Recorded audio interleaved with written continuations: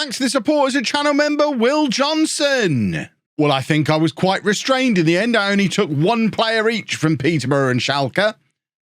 Not for want of trying. I mean, several of them didn't want to come or wouldn't be sold to me, but only one each from the two previous clubs.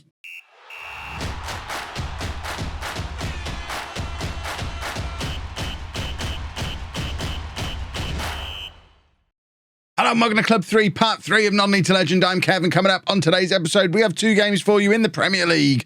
We're at home against Fulham and away against Brentford. Since you were last with me, it has been a miserable old time. We knew this was coming in January and February. It was already identified as a period that was going to be miserable. And by and large, it was. There was a couple of bright moments, but we lost 4-0 to Man City, 3-0 to Tottenham, 4-0 to Arsenal. Only 1-0 to Liverpool, but we then beat Everton 2-0. And most surprisingly of all, went to Manchester United away from home and beat them 2-1. That might be a result that saves our season. We did then lose against Man City and Chelsea as well off the back of it. We are close to the end of the season. We have got, 13 games remaining. We're 9 points from safety. In normal circumstances, you would think we were done. But if you look at the running that we've got, we've played pretty much all of the top teams now. Our next run of games, Fulham, Brentford, Villa, Leeds, Bournemouth, Wolves, Brighton, Stoke, Southampton, Watford. Yeah, it gets a little bit harder the last 3 games. But that run of 10 games that we've got now, it's effectively against the bottom 10 of the Premier League. We play the teams around us. We play the teams we're chasing. We don't have to play anyone really, really good again until the end of the season. And that Manchester United result, like I say, could be crucial. We're also doing all of that with a new look side. Obviously, the January transfer window has been and gone. We had the clear out that we were always planning on having. We sold a lot of players. I mean, sales throughout January, we sold 17 players and signed... What's that? We signed... Why won't it let me highlight all of these? So 11 in, 17 out. But Dale Fry left. Ferrolano left for 13.75 million. Dahlberg's gone. Anyone else significant? Alvaro Fernandez, the backup left back's gone to Wolves for 4.5 million. Brian Aguirre, who could play fullback on either side, but wasn't very good at either of them. He's gone to Sheffield United for 1.3 million. Joe Gelhardt's gone to Osasuna for 12.5 million.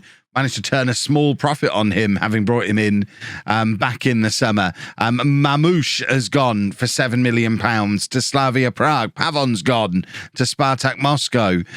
We've sold Alonso Romero, who was another backup left back. He's gone. Andreas Pereira has finally gone. He actually didn't leave until the 1st of March. He's only gone yesterday, but that deal was arranged back in January. And with all of those players leaving, we've signed Asa Walsh, which I think we knew about in the last episode. I think he was the one that had come in the last episode. He's not exactly been spectacular since arriving. We've also signed this guy, Alban Zanelli from Mönchengladbach, who also hasn't been that great. I mean, the signings do get better. Matthias Zamorano, as a holding midfielder, has, average. We've lost a lot of games. The average ratings aren't going to look good. We've signed this guy, Juan Diego Miranda, who really is rubbish. And we're not actually playing with wingers anymore either, which means this guy was pointless as well. Although, to be fair, look at the value on him. He is going to be worth a lot of money. He's the one who we were linked with and speculatively put an offer in for and then waited for the scout report. The scout report showed he was going to be a good player. And if nothing else, we'll be able to sell him on for big money, I think. So that one probably is a sensible deal. Hoyenhal came in and has been probably the best signing, including a phenomenal performance in that win over Manchester United, where his XG against was 3.17 and he made 12 saves. We beat Manchester United because of Kim Christian Hoyenhal. Diego Noll, centre-back who's come in from Mönchengladbach, he's in as well. Vincenzo Casolare is an Italian striker who's come in from Inter Milan and got injured immediately, so we've not really had a look at him. We haven't made a judgment on him yet.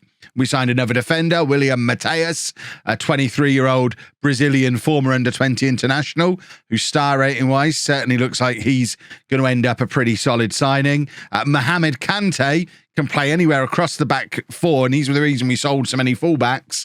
He came in and broke his leg on his debut, so he's out for the rest of the season. We've not had all the luck, have we? And then Marcus Trilk was someone that we were bringing in at the end of his contract. He was one of those that you do where you do a pre-contract, and we were offered to sign him straight away. So we thought, yeah, why not? Again, if we can sell him on, lovely stuff. Don't know if he's ever going to be a star player for us. But we have completely revolutionized the squad. We've got a much younger squad, and we are playing a new system as well. We're now using a diamond because it's what we used against Manchester United. You can see the system change. The system change actually happened for Arsenal because we'd got the message through saying Chapman is unwilling to experiment with the 4-3 theme, blah, blah, blah, blah, blah. So we had to change to something. The next best thing the squad seemed to suit was a diamond. I planned to use it for 3 or 4 games before going back to the 4-3-3. And then we beat Everton and Manchester United with it. And it was like, well, guess I better keep this going then. So the diamond is in to stay. And hopefully we'll now use it to beat Fulham. Even after all those defeats and all of those signings, dynamics isn't too ruined.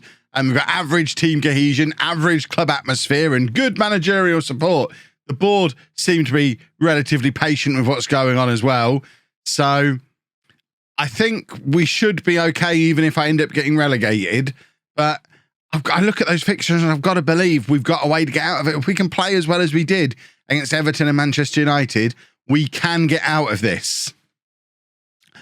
Let's find out if we're going to be able to play that well. So the team for the game against Fulham, we've got Hoy and Hall in goal, a back four of Sessegnon, the new boys at the back, Mateus and Noll as our centre-back partnership, Wagyu on the right-hand side.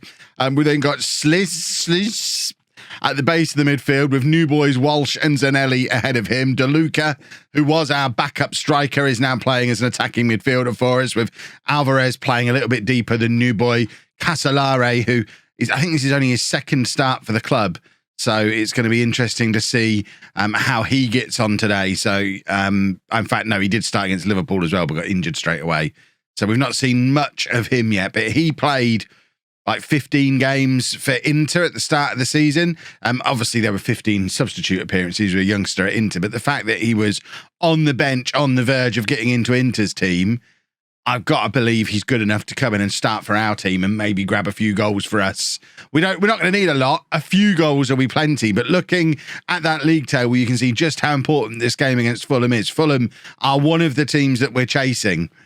It's a big chase to catch Fulham because they're 3 points further on than Southampton are. So we're 12 points behind Fulham with these 13 games to go. So they'll be looking at this thinking, well, if they beat us today, we're definitely not catching them. Because that'd be 15 points with 12 games to go. And certainly once you start getting to the point where you need more than a point a game to, more than the point of game catch up as well. That's not just where you draw every game and you're fine. You have to be closing the gap by a point every game. Once you go beyond that, you do have to start thinking it's probably not going to happen for us. But a win here drags Fulham back to only being 9 points away from us and definitely brings them back into the mix. Worryingly, Southampton have just grabbed a goal against Leicester, which is not ideal, but Casolari is in, and that's where we needed him to grab us a goal. I mean, he's offside anyway, so actually, to be fair, let's not waste a shot on target when he was offside and it was never going to count, but it felt like a big opportunity.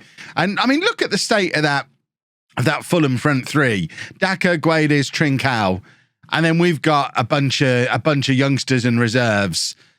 I mean, we are a championship team. Even the bad Premier League teams, you look at them and you think, yeah, they're better than we are. And that's my boy Echella, who he had at Peterborough. He went on to Fulham, so he's now playing regularly in the Premier League, just like he was when he was at Peterborough. But I do look at this Norwich team when we face teams like this thinking, yeah, we're definitely a championship team playing well above our level. And thankfully, the transfers that we've just done, by and large, have been similar in practice to what we've done with Schalke, what we've done with Peterborough previously. And I know some of you will say they didn't work, and I'll say, actually, I think they were both. I think we've done very good transfers at both of those clubs. We just needed the clubs to take a long-term view. I know I jumped from Peterborough. I wasn't pushed, and I probably would have been okay. But in general, we're building for like 2 or 3 years down the line when we're back in the Premier League. But if we can grab a goal here, maybe we can stay up this time around. Mateus with the header, and it goes just over. I know there were people saying we should get Leonardo as well. We did try and get Leonardo from Schalke, but he didn't want to discuss terms with us. We had that with a couple of the boys that we were trying to bring along, who don't necessarily believe in our move. Alvarez with the free kick, and Mateus once again can't keep his head down. We are getting chances. There's 30 minutes left in this game. We have been the better team, but we are reaching the point of the season and the run of games, more importantly, in the season, where it doesn't really matter if we're the better team or not. All that matters now is results, and a 0-0 draw against Fulham isn't enough. They'll be well happy if they come away from here having not lost. And we can't let it happen. Right, we're going to bring Elliot on, who, of course, I had at Peterborough as well. When we were down in the Championship, we had him down on loan. Zanelli's going to push a little bit further forward. And we are very light on fullbacks. Now Kante has picked up that injury. Noel can go out to right back. It's not ideal because there's a lot of him. He's a big boy. He's not very mobile at right back. But we need energy there. We need a player who can at least make a contribution there. And Wagyu was shattered and probably not going to be that guy. Right, a corner. We'll take it from a corner. McKenna can't connect with the header properly, and it's going to come all the way back to Noel, who probably would have been better off in the penalty area. He's scored in our last 2 games from corners. Noel playing it into Elliot. Now Casolari with another opportunity, but can't get his shot past that first defender. And Mateus plays it back into Sessegnon, who's just too tired to get onto the end of it. And I mean, he's done well to track back for a man who looked that tired a second ago. Casolari is in, and again, I mean, he's offside. So again, it doesn't matter, but we are running out of chances. We have been the better team. We should be winning this game. But it all counts for nothing if we can't find a way to grab a goal. It's been our problem for as long as I've been here. We just can't score goals. And we really, really need one now. Zanelli has got options ahead of him, has a shot for himself, but it goes just over. And I think we're peppering the goal. We're just not going to make the break. We're only 3 shots on target. And it's been a problem before I made the transfers. It's still a problem after the transfers. We just don't seem to have enough goals in us. And despite shuffling around the attacking options that we've got, getting rid of a bunch of strikers who were failing and bringing in a few more, we're still not scoring goals. And that Premier League table is not looking any healthier than it did before that must-win match against Fulham. We now play Brentford, who are directly above us, away from home. And again, it's just going to be a series of must-win games for the rest of the season now. Right, just the one change for the Brentford game. Zamorano comes back in at the base of the midfield. Sliz moves further forward, which means Zanelli can move further forward. He seemed quite lively when we moved him forward in the last game. Other than that, it is the same team. We don't have a very large squad at all. It's not like we've got loads of different options that we could try. The one thing we have got that we aren't really using is the 4 or 5 wingers that we've got at the club, because we're using this narrower system. But I think it's safe to say if this doesn't go well today against Brentford, who are 18th, we'll probably go back to a system with wingers again and just call the Manchester United result in particular a ridiculous anomaly because of a superhuman performance from Hoyenhal, who we know how good he can be. He was fantastic for us in the second half of last season with Schalke, and he's come in here and he is a very, very good goalkeeper.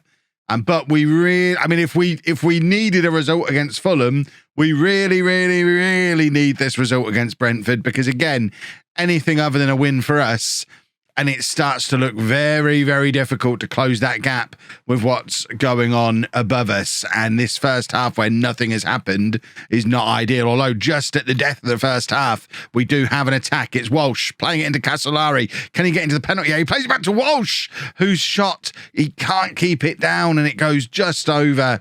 And again, we get the chances and we just don't test the goalkeepers. And it happens time and time again. You're only seeing it across these 2 matches. I've been seeing it across 15 matches now as Norwich manager. It's an incredible frustration that we do play quite well. You saw it in the last game. We deserved the win. I've not looked in detail at the match stats of this game yet, but I am assuming we are doing pretty well, because we usually do. And we're just not getting anything for it. Alvarez now playing it across to Zanelli. Now Walsh forward to Casolari. He's got Sessegnon on the overlap if he wants to use him, but he can't quite slot the ball through to him. And once again, an attack just breaks down, and it's Sliz to play it in to Zanelli and Casolari. And surely that's a goal. Referee, please let us have a goal. It hits the crossbar. It cannons back down. Apparently doesn't cross the line. And yeah, the match stats, whichever one you want to look at, suggest we, if anyone, deserve to get a little something out of this game. Right, I think we've got to go for broke here. We've got Fernando on the bench. We've got Marco Aurelio on the bench. I think we're going to go to a 4-2-4.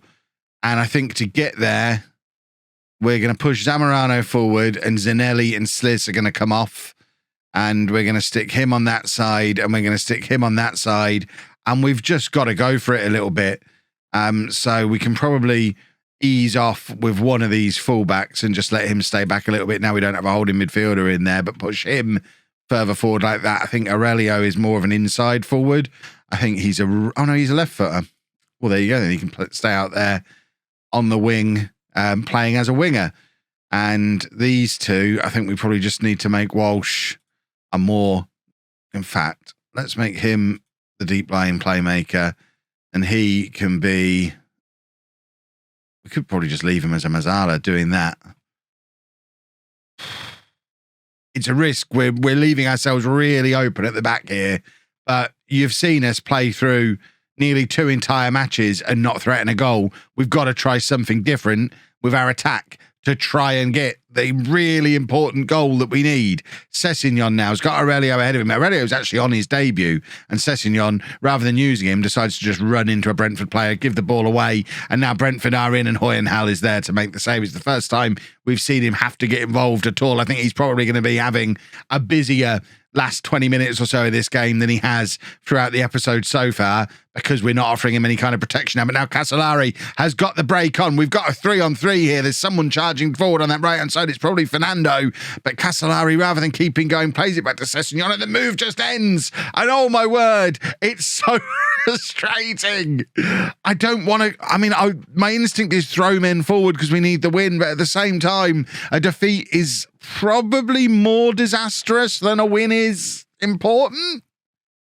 At some point, we've just got to roll the dice and say it's win or nothing. Draws are no good. But while draws are closing the gap, it's hard to say they're no good. A goal here would be spectacular. Alvarez with the corner, and it's just headed clear, and Alvarez is the first to get to it again. Plays it to Knoll. Knoll to Mateus. Plays it into Alvarez again. We've got men in the middle if we can find the cross, but as is standard for us now, we just give the ball away. Alvarez with the shot from range, and it's a piece of individual genius from Alvarez. It's his 150th goal for Norwich, and I doubt he's ever scored a more important one. What a goal!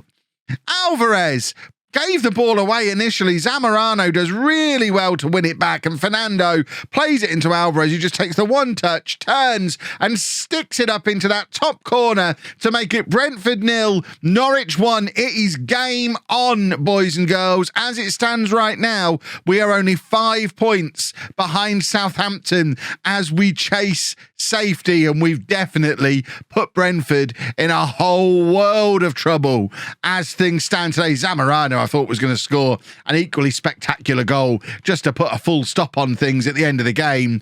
But as it is, it has ended. Brentford 0, Norwich 1. Our first unbeaten episode of this leg of the series, and a hugely important 4 points. Let's have a proper look at what this does to the league table. So 11 games still to go. We're now 5 points behind Southampton. It is a more doable job now than it was at the start of the episode. That's for sure. Let's have a look at the fixture list. Surely we play Southampton. We do. We play Southampton at home, and that's where we're going to be coming back for tomorrow's video. We'll do Stoke and Southampton in tomorrow's video, and fingers crossed by full time in that Southampton game, we are in 17th place in the Premier League. And if we are, goodness me, what a wonderful thing that will be. If you've enjoyed that, please make sure you leave a nice big thumbs up on there for me. Subscribe to the channel for daily Football Manager videos. And thank you very much for watching.